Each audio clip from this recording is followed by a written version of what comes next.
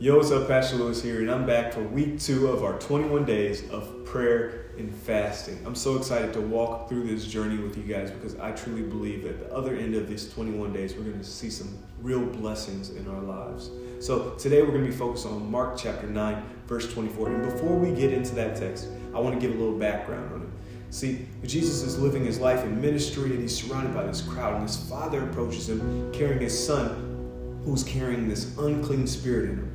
And this spirit has caused him to have seizures, has caused him to be mute, and has ultimately caused him to attempt to take his life a few times. So his father comes up to Jesus and he's like, man, if only you can heal my son. And Jesus challenges him with this statement. He says, if you can, all things are possible for one who believes. And that takes us to our verse in Mark chapter 9, verse 24. It says, immediately the father of the child cried out and said, I believe. Help my unbelief. See, Jesus put the onus back on the Father for his faith. See, a lot of times we forget that we play an active role in our faith. God never calls us to just sit on the sidelines.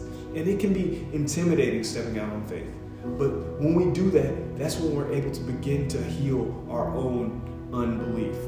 See, in this season for me, I'm on this health journey where I wanted to cut caffeine out of my diet. And I believe that as I do that, it's going to help lead to some better health results for myself. So if you know anything about me, I love coffee. I love coffee and I love energy drinks and my pre-workout before the gym. Caffeine plays a big role in my day-to-day life. So it was a big act of faith believing that when I give up caffeine, it's going to yield better results for my health. It's going to yield the results that I desire. And even though this was intimidating, stepping out in faith in this journey, I dove in head first, not knowing what was on the other side, but I believe that the results are going to be on the other side of this journey. And I'm almost a month in now without caffeine. You can snap it up, you can clap it up for me, whatever you want to do, because that's a big step for me. And it may seem like a small victory, but these acts of small faith, small as they are, build up into a bigger and a bolder faith. It leads to endurance and belief. And that kind of reminds me of the story of Shadrach, Meshach, and Abednego.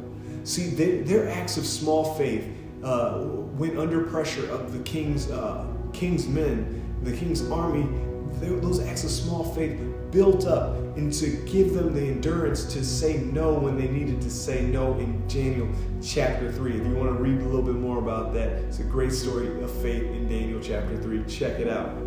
But though that act of faith led to a bigger and bolder faith. So I ask you, how are you building up your faith endurance? And what do you need to do what is needed for you to heal your unbelief?